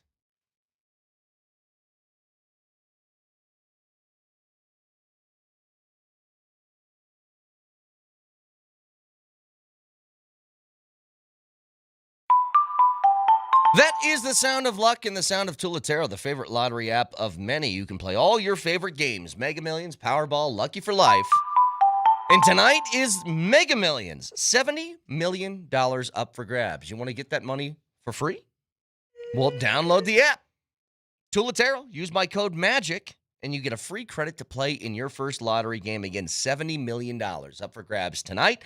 Download Tulatero, Tulotero. Use my code MAGIC and try your luck. It's Tulatero, your lottery app.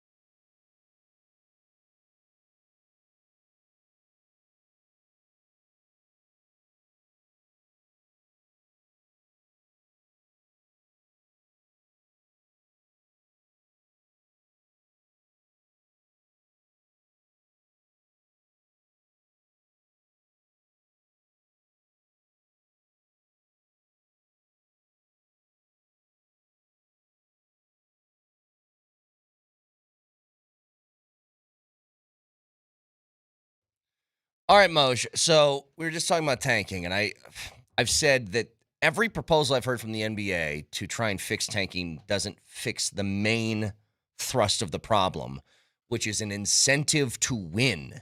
Okay, let me give it to you. By the way, speaking of tanking, did you like the movie Fury? I loved Fury. I loved Fury, too. That's the one with Brad Pitt? Yeah. Why is Shia LaBeouf such a whack? He is so good in movies, though. He really is. He's really good in these films, but in real life, he seems like a total whack. Have you watched the movie Lawless? I told you to watch that. I don't think I have yet. Watch No. Lawless. You'll love it. But he was great He's in a moonshiner back in the day trying to get away from the feds. Oh, I like that. Yeah. Oh, that's right up my alley. During Prohibition days. Little Whiskage? Yeah. Oh, Daddy Likey. Okay, so here's the story with the tanking. Vic, you ready? Mm-hmm. Now, we've talked about this before, but literally didn't sink in with you guys. The PWHL uses what's called a gold plan instead of a traditional lottery to determine the draft order, eliminating incentives to tank. Non-playoff teams earn draft order points after being eliminated, with the highest total gaining the first overall pick. So that means once you get to the E next to your team in the standings, once you get to E, the team that has the most points from that point on gets the number one pick. So you would still have a mad dash to be the first team to get to the E then, right? Because you start earning points right after that? Is that how it works? So you would still have tanking until you get to the E, I suppose. But once you're at the E, everybody plays their butt off, theoretically, to get the number one pick. Does that make sense? Say that one more time. Teams that are eliminated, that as soon as they get the E next to their name. But what if that E doesn't come until like the last week of the season? Yeah, I don't know. It says once a team is mathematically eliminated from the playoffs, they begin accumulating points based on the league standard system. The team with the most points after elimination earns the first overall pick. Non-playoff teams with the fewest draft order points select second. So wait, are you saying that then the goal? Okay. So the goal is to get to your E first. Yeah, but then here's the thing: the team that has the lowest gold plan points gets the second pick. So, like, if you're eliminated 2 days to go in the season, and you have the fewest points accumulated, you get the second pick. So there's a race to get the most, and then there's a race to get the least. Yeah, this is there's no good way to do it. This is screwy. Okay, how about this? How about this? But that would incentivize your E teams. How about this? Brett? Just top of my head, okay? No time thought about this. Take a version of that. 2 months left in the season. Freeze them. Points start. Yeah. And teams who make the playoffs, they get slotted in whatever order that they get eliminated from the playoffs. And the teams that don't take the top 10 worst teams. Mm-hmm. It's whoever has the most points by the end of the year. I'm always about the peer pressure system. Put it on the public. Hey, losers, you like losing? Yeah, I think the Jazz would tell you, Vic, right now we love it. I want to tell you something right now, Vic. We love losing. When it was 2008, and I was watching every Lions game with T. Willie, and they were 0-13. You know what I wanted them to do? 0-16. Lose. Yep. Lose. Deep down? Lose. Yes. They'd score a touchdown and be like, no, what are you doing? Mm-hmm. Dan Orlovsky runs out of the back of the end zone for a safety. They lose by 2. I'm like, great, way to go. Don't know if you should have done it on purpose, even though you didn't. By the way, speaking of bad teams, happy opening day, everybody. Happy opening day. I knew you were going to use that as a segue. You can't do that on opening day. Opening day is about hope. Hey, Vic. It's about optimism. No. You can't segue like that. No, Vic, let me help you out. Well, they're going to be You ready? bad. There's no doubt about that. But you got to give me something better than that. I got you. No, I got the nice things to say. I got you, Vic. This year's Rocky, they lost 119 games last year. Mm-hmm. This year's Rockies season is likely to be a bloodbath. Speaking of, I'm not doing the Vitale right now. You don't dictate when I do it. So you tried to jump in on his thing again. That's the only way to that's the only way to save it. Again. That's the only way to save the Rockies. This guy has no shame. He's little sleep though. Give him a break. Little sleep today. Last year, how bad were the Miami Marlins last year? They were terrible. That's the good news. You're starting a series against the Marlins. You might win a series to start the year. That would be great. Last year they were 79 and 83. But they played good against the Marlins last year. The Rockies did. The Rockies lost 119 games. But they played good against the Marlins. Here's what I was going to say, Vic. I can't do full optimism because I did that last year and they lost 119. So I got to dial it back just a little bit. That's true. You okay? were a little. So here's what I think. This is the positives that I'm going to give you for the Rocks going into this year, if you'll allow me. I do think that the new people in charge of the organization handled this offseason in a manner that a good organization would handle it. A proactive offseason. They knew their situation. They know they're going to be bad. But I'll give you some examples. Their starting rotation, which was terrible last year and rife with injury. Marquez no longer there. Sensatella not part of the rotation anymore. That hurts me, man. It's my boy. Well, they both kind of stunk, Moshe. Not kind of. They did stink. They go out and they get Shigano. They go out and they get Quintana. They go out and they get Lorenzen. All on one-year deals. All veteran guys late in their 30s or veterans. Pros. Well, why would you do that if you're a bad team? Very simple. One option, they stink, and you lose a year. Cool. Another option is they're good, and a playoff team goes, hey, you guys aren't good. Can we get Lorenzen from you? Can we get him? And you go, yeah, give me something for it. That's what smart organizations do. They're now in the fur trading business. Yes. Yeah. And they have piled that with, I don't think that they feel like they have young enough arms that are good enough. Like Dollander's he's with the Rockies, but he's starting this year in the bullpen. As far as their lineup, their infield I'm excited about. You're so right, though, about the fur trading business. If you're going to make those kind of trades, make sure they're veterans who are older, not young guys who have a huge potential. It's literally a no-lose situation. You lose a couple $1 million this year, big deal. That's a great way to look at it. The infield, I'm very excited about. I love TJ Rumfield and what he did, at least in spring training. He hasn't had a major league at bat in his life, so we'll see. Yeah, I be careful there. We have not seen him play. But what I'm saying is what I like about him, he's a contact guy. Yeah. I told you, his strikeout rate in spring training was like 2.5%. Sure. That would have been lowest in the MLB last year. That's Tony Gwynn type of stuff. Okay. Kyle Karros at third. Great pedigree. Young kid, lot of power, great genes. Lot of potential. Love it.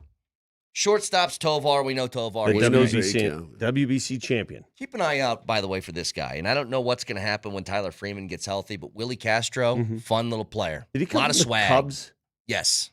A lot of swag to him. I think you'll like this guy, Moshe. He seems like your kind of guy. Like what kind of swag? But you're very optimistic right now. It's okay. It's opening day, Moshe. You're allowed to be happy. They aren't winning 95 You're games. Allowed. Okay? Happiness is allowed. They aren't winning 95 games. I'm saying young players with potential. That's all I'm telling you. Okay, it's also a team, again, with a lot of these same young players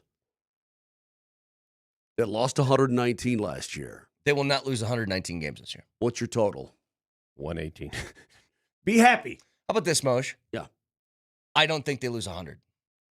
How about this, Brett? They might lose 99. I don't think they get to triple digits. If they do lose 100, you spread eagle, and I get to boot you as hard as I want in the nether.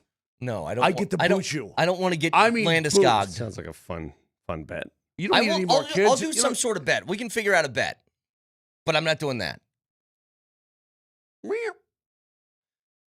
Speaking of, did you guys... for somebody who's put his junk on the line multiple times, that's me. But you've never surrendered your junk. Because I've never lost.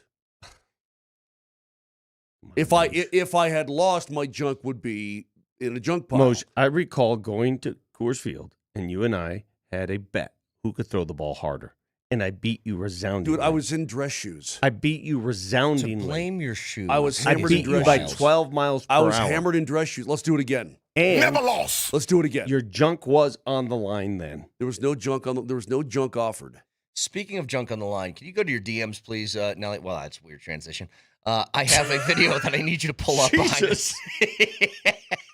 Steve, I just slid into your DMs. Get you up. And your junk's involved. Sorry. Good Lord Almighty. I just want you to pull up the video that I sent to you. Let me rephrase that. So we all know that Gabe Landeskog had an injury that really hurt. And what happened? What happened, Moshe? Well, he had surgery and he was out for a couple weeks. But what led to that?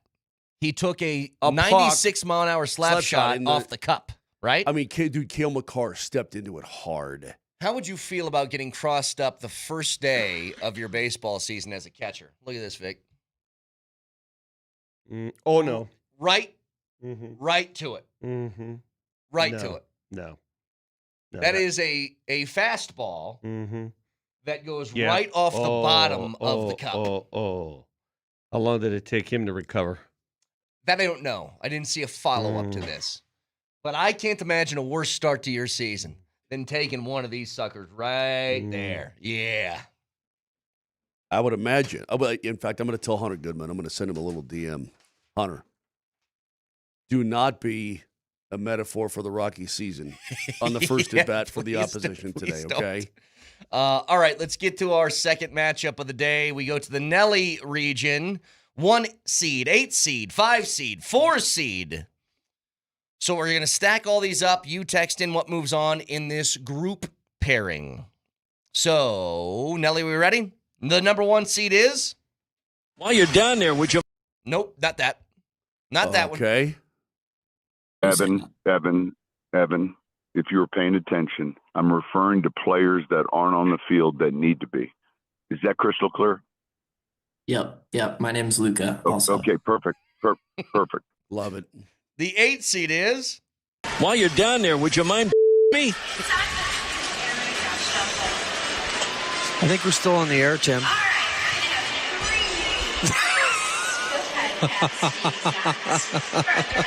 No, we're not, are we? Oh, boy.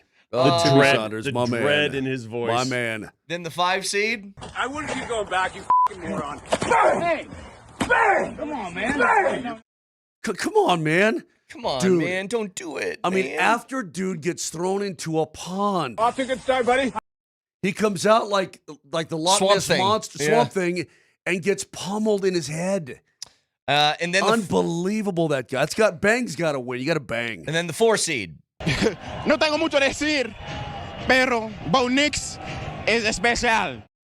That So- has potential to win it all. Did you see he just had a football camp in Mexico City? J.K. Dobbins did? Did he really? Yeah. But again, he grew up speaking Spanish. Yeah. Just at a camp there. So if you want the 1 seed to move on, you text Evan. Evan. If you want the 8 seed to move on, you text Wood. While you're down there, would you mind me? WOULD. If you want the 5 seed to move on, you text Bang. Bang! Bang! Bang strong. Bang is a strong seed. And if you want the 4 seed to move on, you text Bo. Bo Nix es especial. So we'll do that for, we got a couple more before we get out of here today. 303-504-0925. Back after this.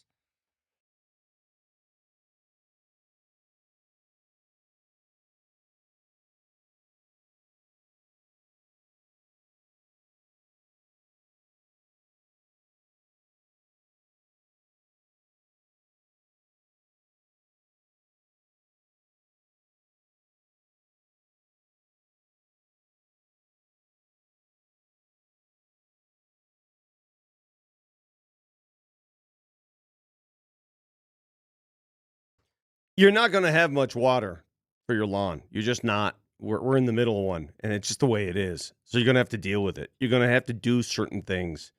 And if you want to make sure the water gets to the roots of your grass, one of those things is to make sure you get those plugs. MileHighServices.com. That's MileHighServices.com. They have the best aeration machines in the business. They're the heaviest. They have the deepest plugs. So when you do water your lawn, that water gets to the roots, the fertilizer gets there, and the grass is green. They use a proven special sauce fertilizer to go along with their heavy machines, and that's why they produce the greenest lawns around. Again, MileHighServices.com. Call them today.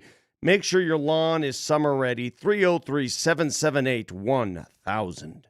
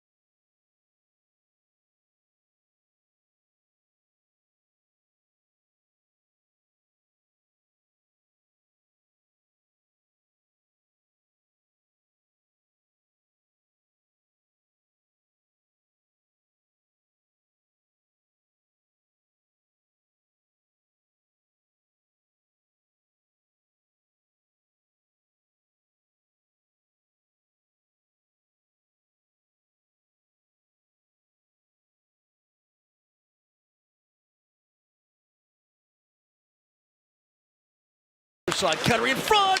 Score! Nathan McKinnon. It went off his skate and late on the goal line. He bangs it home for his 47th of the year. It's a power play goal. McKinnon turns it right back in. Lehkonen walks in for McKinnon. Score! Nathan McKinnon. A deft little redirect to the back of the net, his second of the game. 48 goals on the season, and the Avs have a 3-1 lead. What a terrific give and go.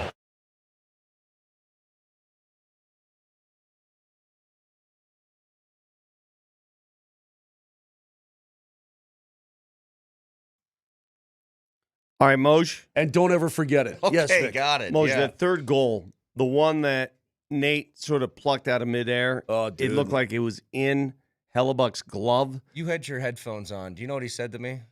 No. He said, "Did you know it was a redirect?" And I said, "Yes." He goes, "I knew it immediately. That's why I'm me and you're you."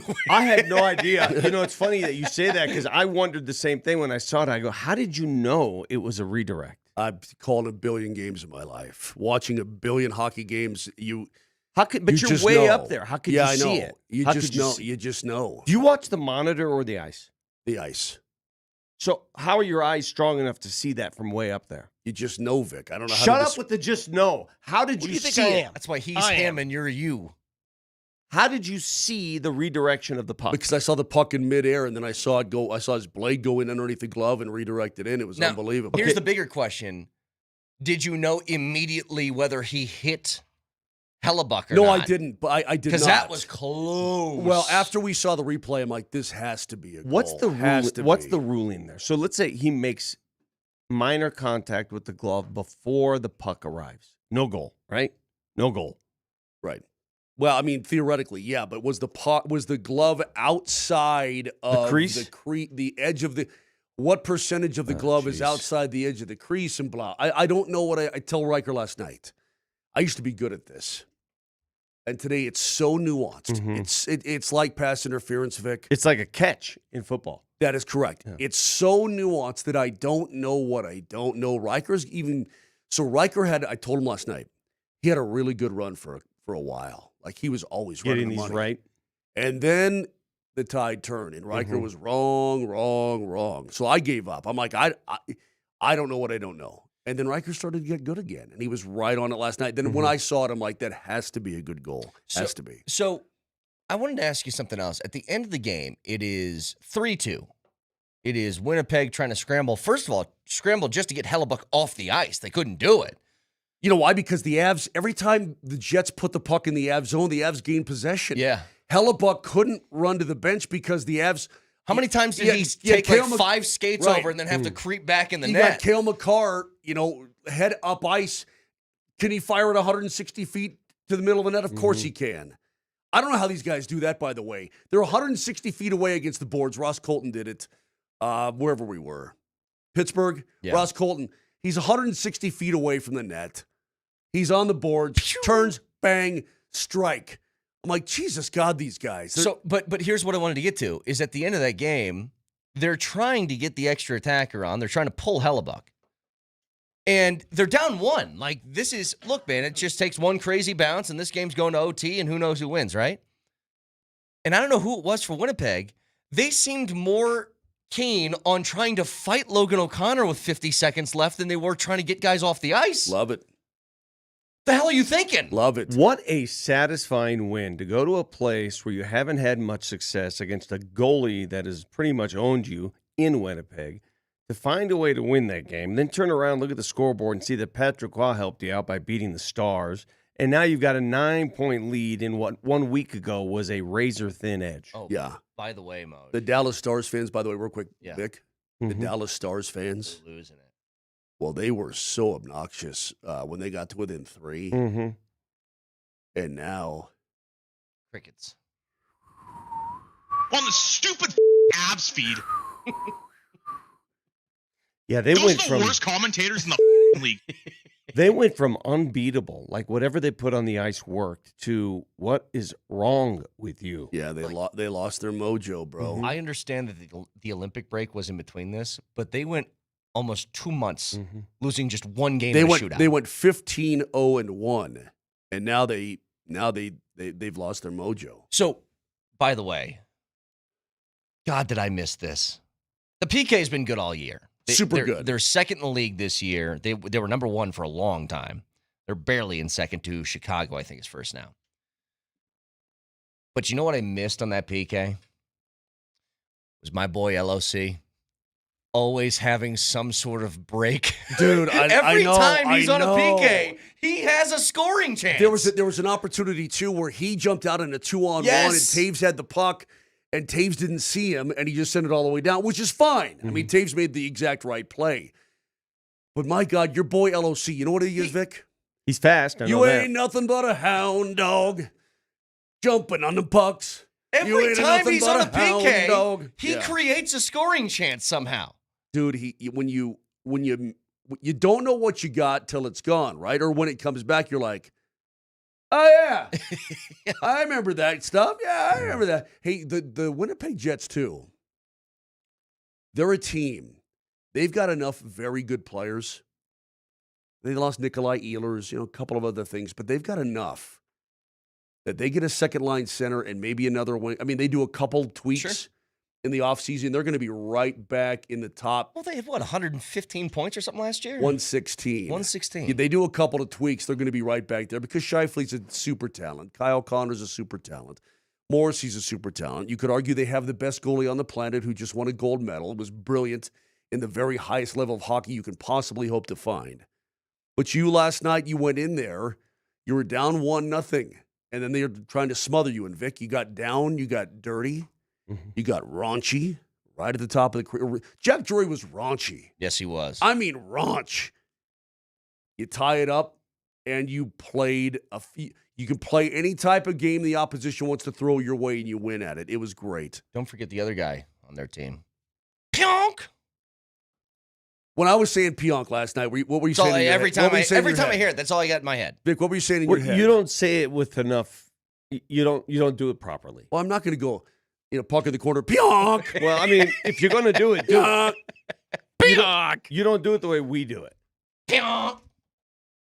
That's how you do it. Well, I'm not sure I should do it that way. Pionk, Pionk. Here's the other thing. It's like somebody honking his horn. There's a lot of traffic. You're trying to get around this traffic. More like a goose. Or a gaggle of geese, if you will. I'm looking at some of the when Nick Waugh comes back, I'm guessing the odd man out as far as the top 12 is concerned is going to be Kiviranta. Yeah. Because they just sent Brindley down last night. Correct. The Eagles. But Kivy, again, you're going to need everybody this postseason. Yeah. Everybody's going to get an opportunity. That being said, I'm watching him kill penalties last night. I'm watching him forecheck. I'm like, Kivy wants to be in, man. He's playing like he wants to be in badly. That's such a good thing to have. You know what else is really great? Arturi Lehkonen being back in the lineup. And you saw it immediately. The dish that he gave to McKinnon for that first goal is just like, look, you have a lot of talented players on the Avs, but I feel like he's really unique in the way that he does things. You know what's amazing about Arturi Lehkonen? Is I remember talking to him right after he won the series against the Edmonton Oilers to go to the Cup final. Okay? Scores the game-winning goal. Mm-hmm. And he showed about a third of the emotion that Vic shows when I blow my nose too loud.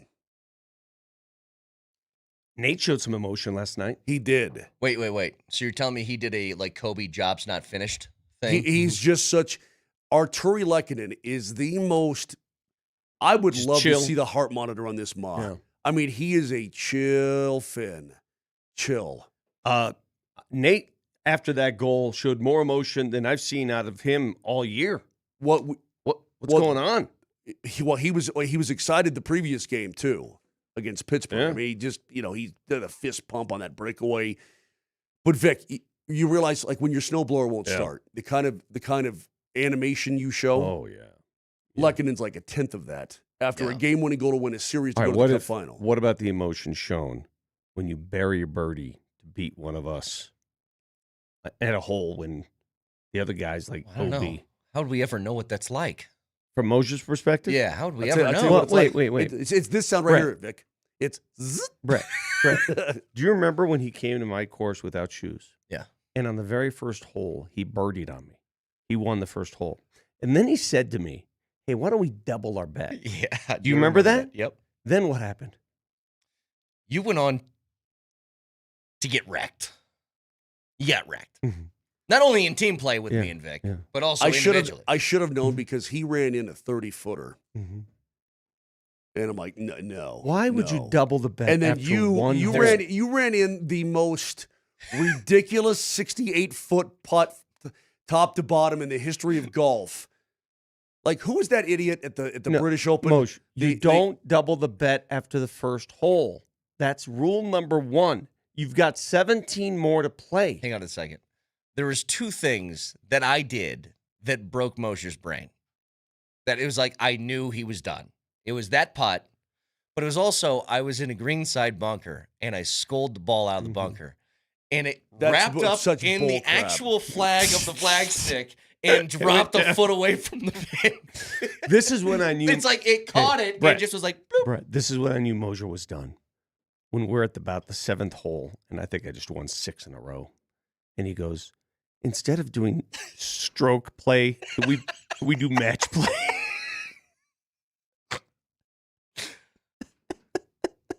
That being said, if Arturi Lehkonen ever asks you to bet, do not bet with Arturi Lehkonen. Hey, man, that was just it's a good quality win. It's more than, I love what Coach Bednar says. It's not even necessarily about winning and losing. I mean, it's about getting your game the way you want it, getting your game to where you want it to be. The Avs are doing that. Dude, did you they were a little loosey-goosey against the Pens. The Pens got a little something on them, but they still won 6-2, and they buried the puck. I mean, they're doing different things that are going to bode well. The Avs not only have, here's what's crazy about the Avs season. They're so dominant, right? They have the best road record in the NHL. They are at home 25, 7-5. Sorry, Steve was in my ear with clock. Don't blame that on Steve. That was a good 10 seconds pre-Steve that you were trying to start your mower up. Their road record is 25-7-5. Their home record is 23-6-5. I want to know those records. How many of those games Gabriel Landeskog has been on the ice? Because as soon as he comes back, order is restored. Is that just a coincidence? No, not at all. It's not a coincidence. Vic, I'm telling you, this guy means a lot to this team on and off the ice. I mean, I was, again, thinking about that walking in today. I don't know. I guess if I had to, I'd put a dead guy in me. The Avalanche are 39-4-7 this year with Gabe. Wow. 4 losses. Yeah, 4 regulation. Yeah. If I had to put a dead guy in me to continue, I guess I would. But, dude, 3 years removed with a piece of dead guy, and we don't even think about that anymore. I know. We think more. That dead man's sleeping well, though. He's hopefully that dead guy has got a lot more coming. But here's the thing, man. Probably smiling, saying, "Look at what I've done." I hope he is. He should be proud. For it. But we're talking more about his nether region by far than we are about the part of him that caused him to miss 3 years. We're talking about a toe pick in ribs and broken colognes. Yeah. And not about it's incredible, bro. Can listen to us anywhere on the Altitude Sports Radio app. It is powered by the Will Hite Law Firm. Injury lawyers go to willhitewins.com. It's willhitewins.com.